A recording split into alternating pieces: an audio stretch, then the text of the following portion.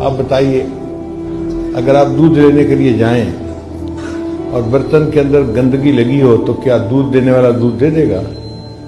وہ کہے گا میاں صاف برتن لاؤ تب میں اس میں دودھ ڈالوں گا۔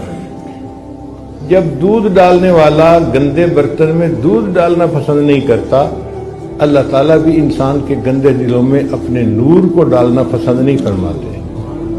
وہ بھی کہتے ہیں میرے بندو ذرا اس کو چمکاؤ، اس کو ذرا صاف کرو۔ اب اس دل کو صاف کرنا یہ ہماری ذمہ داری ہے۔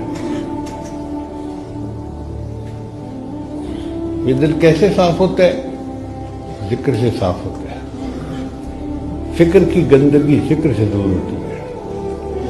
حدیث مبارکہ میں ہے کہ جب بندہ گناہ کرتا ہے تو دل پہ داغ لگ جاتا ہے، نیکی کرتا ہے تو دھل جاتا ہے وہ داغ، اور اگر پھر گناہ کرتا ہے تو اور داغ لگ جاتے ہیں، حتیٰ کہ داغ لگتے لگتے لگتے وہ دل بالکل ہی سیاہ ہو جاتا ہے۔ آج ہم اپنے دلوں کا جائزہ لیں تو ہمیں ایسے ہی نظر آئے گا کہ اتنے گناہ کیے کہ اب یہ دل سیاہ ہو گیا۔ پھر یہ دل سخت ہو جاتا ہے۔ جب ایک طویل مدت غفلت کی گزر جائے نا، اس کا نتیجہ یہ نکلتا ہے کہ دل سیاہ ہو جاتا ہے، دل سخت ہو جاتا ہے۔ زمین کا معاملہ بھی ایسی ہے، اگر کسی زمین پر کاشت نہ کی جائے لمبا عرصہ تو زمین سخت ہو کے بیکار ہو جاتی ہے۔ یہ دل کی زمین بھی ایسی ہے، اس پر محنت نہ کی جائے تو یہ غفلت کی وجہ سے دل سخت ہو جاتا ہے۔ بنی اسرائیل کے بارے میں اللہ فرماتے ہیں فَطَالَ عَلَيْهِمُ الْأَمَدُ فَقَسَتْ قُلُوبُهُمْ، ان پر ایک طویل مدت غفلت کی گزر گئی، ہم نے ان کے دلوں کو سخت کر دیا۔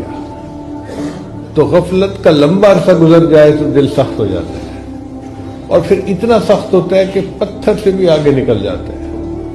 اللہ فرماتے ہیں ثُمَّ قَسَتْ قُلُوبُكُم مِّن بَعْدِ ذَلِكَ فَهِيَ كَالْحِجَارَةِ أَوْ أَشَدُّ قَسْوَةً، یہ پتھر بلکہ پتھروں سے بھی زیادہ سخت ہو گئے۔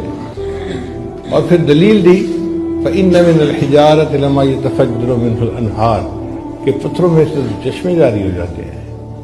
اور بعض ایسے پتھر ہیں کہ جو اللہ کے خوف سے کانپ اٹھتے ہیں۔ وَإِنَّ مِنْهَا لَمَا يَهْبِطُ مِنْ خَشْيَةِ اللَّهِ، اے انسان جب تیرا دل پتھر ہوتا ہے یہ اللہ کے خوف سے نہیں کانپتا، یہ پتھروں سے بھی پرے پار ہوتا ہے۔